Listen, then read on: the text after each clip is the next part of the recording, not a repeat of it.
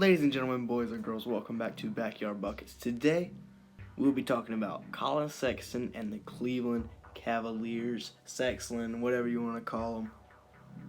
But they have not been the greatest team so far this season, despite Collin Sexton's hot start to the year, despite them beating one of the best teams in the NBA, the Charlotte Hornets, on opening night. Although we did lose Cody Zeller in that game, so that was probably the reason they beat us. We're going to be talking about some of their stats and trying to figure out what's wrong with them. But before we get started, make sure to hit the like button and the subscribe button. It'll help us out a lot in the YouTube algorithm, and it will be greatly appreciated. We're trying to hit 1.5K by the end of April. So if you would hit the subscribe button, it'd be greatly appreciated, like I said. Let's get started. So Collin Sexton, the leader of this team, pretty unanimous, undoubted. He's averaging 23 points, 2.5 rebounds, and 4.5 assists on 48% from the field, 41% from three shooting splits. So he's definitely doing his part. Up there in the most improved player candidate list, I guess that's what you would call that. But he has been a very, very good piece for the Cavs this year. Obviously, still a young player. He's only 22 years old, one of the better young players in the NBA, and he'll probably continue to get better and better every year for the foreseeable future. So they got a good one in Collin Sexton. The next guy we're going to talk about, Drummond. I just dropped a video on him yesterday, and it only got 52 views, so maybe we shouldn't talk about him for a long time, but I'm going to anyways. Draymond Green last night went off on the Cleveland Cavaliers and the NBA as a whole, just saying that if players, basically his argument was if players aren't allowed to publicly request a trade, then franchises shouldn't be allowed to publicly say that they're trading a player and just sit him out on the sidelines till it's determined. That obviously is what the Cavs have done with Drummond. They picked him up at the trade deadline last year from the Detroit Pistons for a very, very small price, at least for Drummond. The dude's averaging 17.5 points, 13.5 rebounds, a block and a half per game, and he's shooting 47% from the field. I get that he's not a modern-day big because he doesn't stretch the floor at all, but still. And then scouts went out, NBA scout was quoted as saying that he can give you 30 and 20 and have no impact on the game. 30 and 20 is going to have an impact on the game. But he has been basically told he's not playing anymore until the Cavs figure out what they're going to do with him. There's a couple people like that on the Cavs that could be getting traded or just arrived in Cleveland. Next guy, or a couple guys we're going to be talking about like that. But the next guy, the second part of Sexton, Darius Garland. The number 5 pick?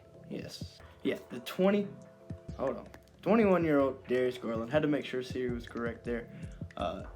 This is his second year in the NBA, was drafted 5th overall in 2019. And that pick was kind of questioned at the time. Maybe the Cavs just knew that they were going to make the greatest backcourt nickname of all time. But Garland has been really, really good. He is the playmaking part probably, of this backcourt. Having the most assists, doing the playmaking part of things, giving Collin Sexton room to operate and touches to do his own thing and just go get buckets. Garland's averaging 16 points, 2 rebounds, and 5.5 assists, shooting about 45% from the field and 40% from three. So really good numbers there from Garland. He did not have the greatest rookie season, but he is having a bounce-back sophomore campaign. Next up is Jarrett Allen, who y'all know was acquired in the James Harden blockbuster. I guess that was about a month ago at this point. But Allen's averaging 13 points, 8 rebounds, and 2 blocks a game. One of the better rim protectors in the NBA. It's almost like the Cavs went out and said, let's see how many centers we can get on one team. But that was a pretty good pickup, especially if you're going to be doing away with Kevin Love or Drummond, or JaVale McGee. One of those three, if you're going to be doing away with them. Jarrett Allen, good guy to bring in to pair with your 2-point guard backcourt. Maybe you can make a 3-center front court. It'll all just line up. Next guy up, Cedi Osman. I'm pretty sure that's how you pronounce the name. 11.5 points, 3.5 rebounds, 2.5 assists. So pretty good contributions to this team. Although Steph Curry took him That was bad. That was rough. Good try defensively, Jetty, but that was not the greatest highlight of your career. He's only shooting 38% from the field and 34% from three. If he does shoot, or since he does shoot a lot of threes, that's probably why that field goal percentage number is dragged down a bit. But still, pretty good contributions for this Cleveland team. Kevin Love has only played 2 games. He's averaging 9.5 points, 6 rebounds, 2.5 assists in those 2 games. So Kevin Love, he might get traded. Remember, they signed him to that big extension. He was going to be around for the length of the rebuild. Then he got hurt. Then he decided to get hurt some more. And then he got hurt some more. So the Cavs are probably looking to move on from him, with going with the youth movement instead of any vets.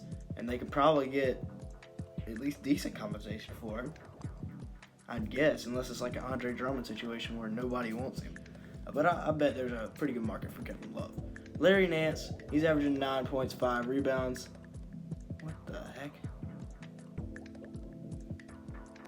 Oh, wait a minute. 9.5 points, 7 rebounds, and 3 assists. There we go. I confused myself there. But he's averaging 9.5 points, 7 rebounds, and 3 assists, shooting the ball 48% from the field and 38% from 3. So good minutes, good numbers from, I guess he's a backup 4, probably.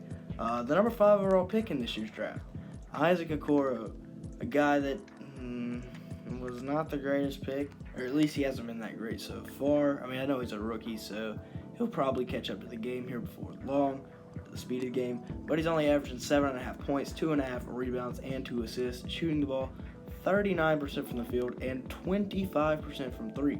So, I mean, it could just be that he's not taking enough threes. Could be he's taking too many. I'm not exactly sure what the whole situation is there with him, or if it's just mental. I don't know.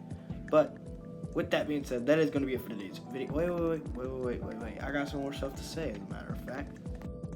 So the Cavs' offensive rating is dead last in the NBA, which is probably an issue.